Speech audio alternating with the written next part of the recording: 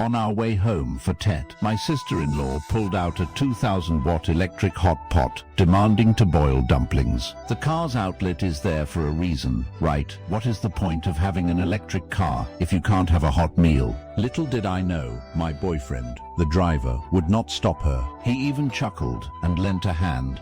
In my past life, I sternly warned them that the car's battery was running low. I told them the car would die in the middle of the road, and we would not make it home. The relatives traveling with us to our hometown all thought I was denying the child a hot meal. So they all started pointing fingers at me. My boyfriend thought I was being a buzzkill and even slapped me in front of everyone, then shoved me out of the car. I froze to death in the middle of the blizzard, watching them drive away happily. I eventually died from hypothermia. When I opened my eyes again, I was back at the exact moment my sister-in-law was plugging the cord into the outlet. I even thoughtfully handed her a power strip.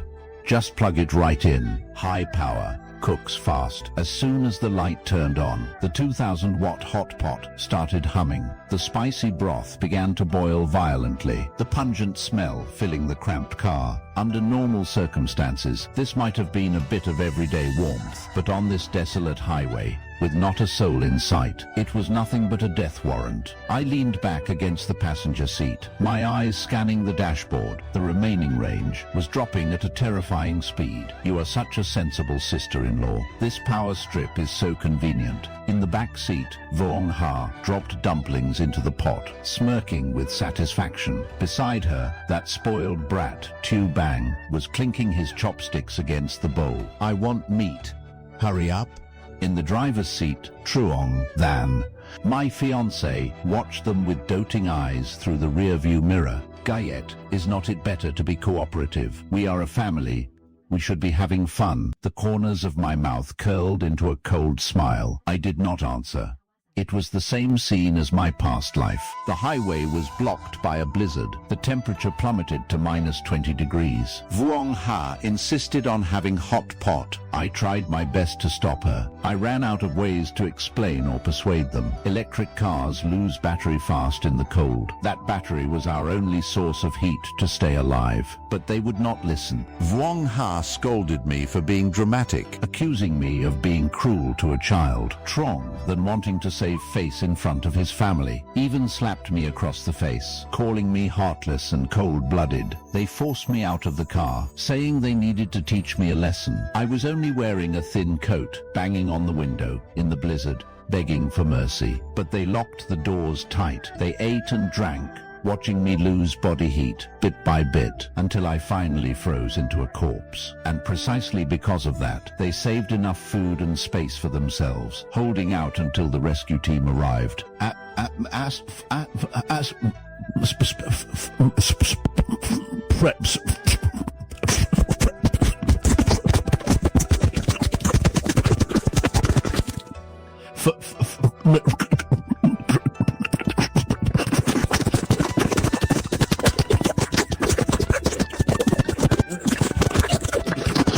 Said to have frozen to death after being kicked out of the car. Now, I understand. I will absolutely not be that person again, the fool, trying to wake someone who is pretending to sleep. I want to watch them reap what they sow with my own eyes. Oh my. Why is this girl suddenly smiling? Gayet, can you turn off the car's heater? The hot pot is hogging all the power. Out of reflex, I reached out to turn off the heater. It is this scene again. In my past life, to cook that pot of dumplings, they turned off the heater, relying only on the steam from the hot pot for warmth. Wait until the food is done before cleaning up. If we do not turn on the heater, this car will turn into a freezer. I pulled my sheepskin coat tighter around me. This was the thickest one I specifically chose before getting in the car. Turn it off. Save the heat to cook the pot faster. Trong then paused for a moment. His hand hovered in mid-air. His eyes met mine with a hint of surprise. Sister-in-law, do you see that Lam Guyet knows her place now? I hear you. Everything went quiet. Even the sound of the wind from the heater vent stopped. A layer of white frost appeared on the car window. The cold air seeped through the gaps in the car doors. I lowered my eyes. I reached into my pocket. I tore 2 heat packs out of their packaging. One stuck to my back, one stuck to my abdomen. If you all want to chase after that steaming hot meal, then just enjoy this last bit of warmth. The battery level on the dashboard had dropped from 40% to 25%. At this moment, the snow outside the window had thickened into white clumps like goose feathers. It lashed violently against the glass. The line of cars ahead seemed endless. The highway was deserted.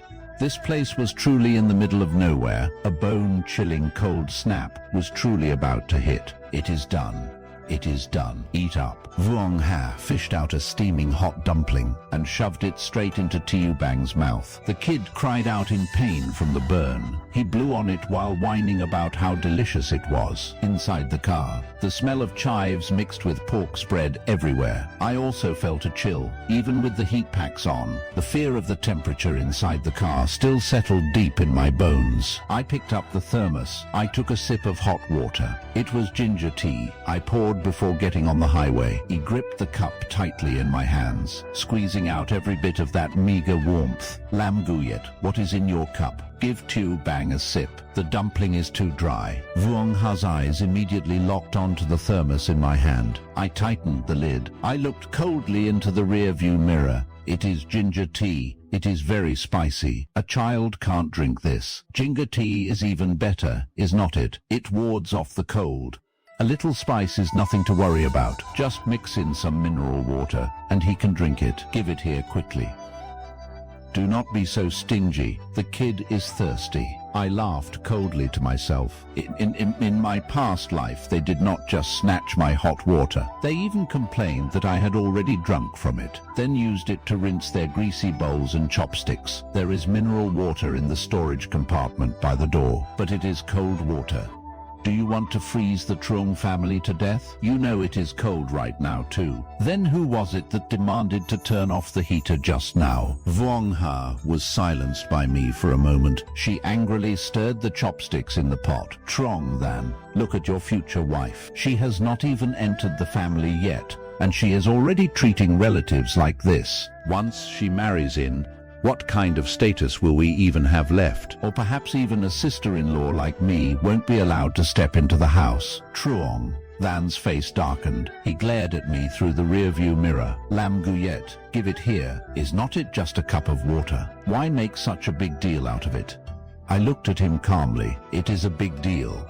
This is my last bit of hot water. Do not. You still have a crate of milk in the trunk. Take it out and heat it up for Tiu Bang. Anger flared up inside me. Right. That crate of milk was what I prepared for my parents.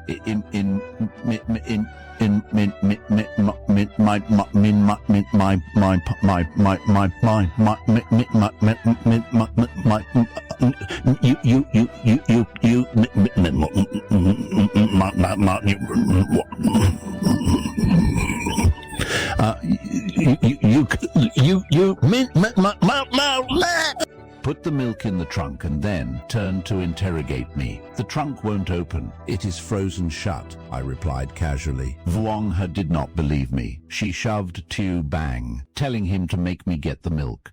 The 7-year-old brat. At that impossible rebellious age, give it to me.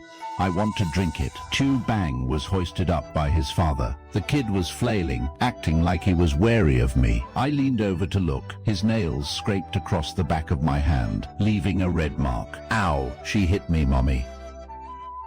Vuong Ha acted like her tail had been stepped on, screaming, Lam Guyet, you heartless woman, even hitting a child. She swung her greasy hand, lunging from the back seat to grab my hair. I immediately unbuckled my seatbelt, leaning aside to dodge. I looked at her coldly.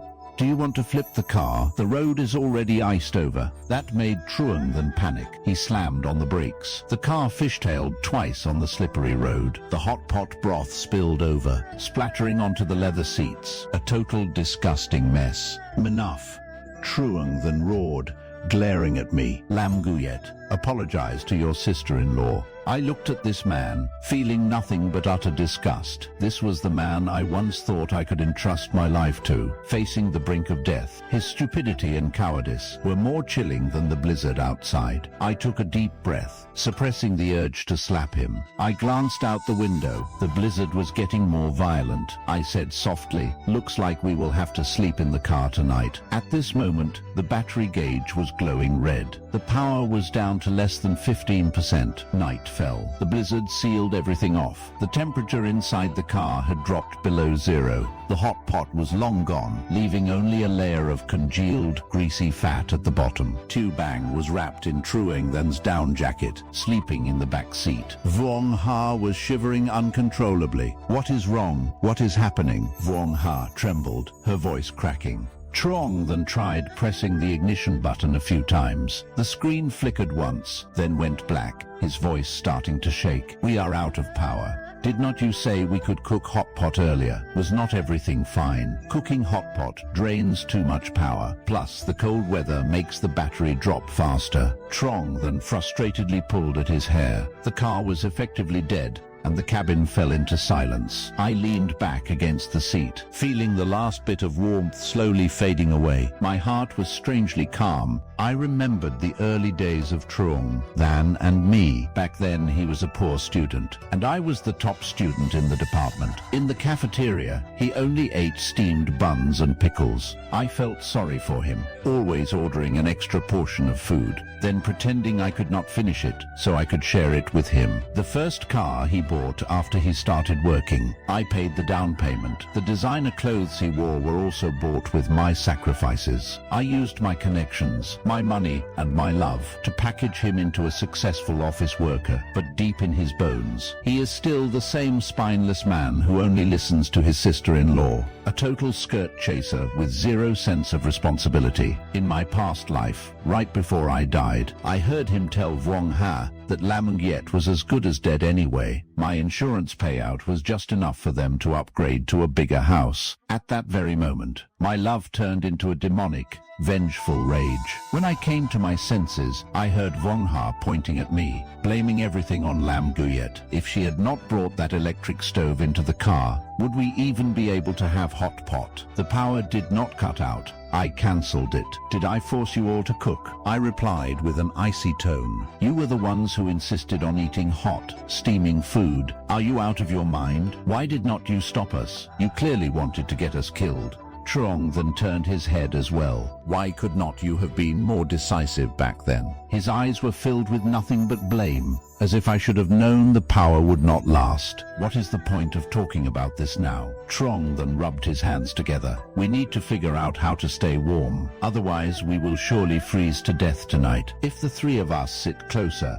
it might be a bit warmer, but this car is too small. Besides, Lam Guyet is in good health. Did not you even run marathons before? Tell her to get out and check the road conditions, and look for any rescue vehicles while she is at it. If she finds one, we might still have a chance." I knew they would use this as an excuse to pressure me, claiming I am athletic and can handle the cold, so they forced me out to scout the road ahead. But I did not expect them to be this heartless. Truong Than's eyes lit up. He told me to go ahead and find a snowplow. I flatly refused. We are at least 20 kilometers away from the rest stop. Going out there is no different from a death sentence. Vuong Ha opened her mouth to call me selfish. Truong Than unbuckled his seatbelt, preparing to take action. I held onto the handle for dear life, refusing to get out of the car. Vuong Ha lunged from the back seat and grabbed my collar.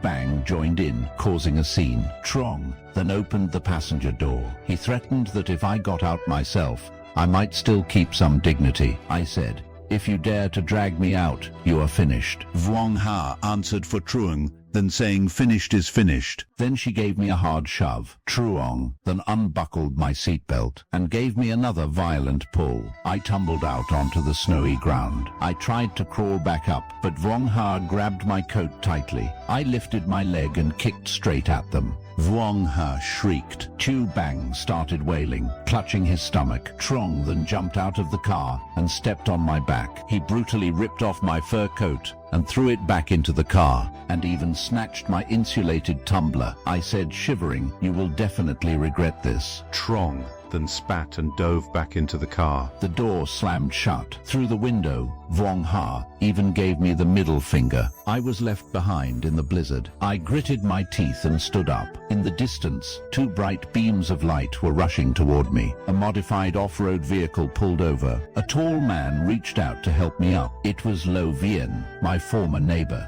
now a leader of the civil rescue team. He helped me into the passenger seat and wrapped a fur blanket tightly around me. Then he fed me some glucose water. Just then, Truong then ran over and blocked the front of the car. "Brother, can you give us a ride? I'm her fiancé." As he spoke, he looked over at me. My eyes were cold as ice. "I do not know you." Click below to watch the full episode.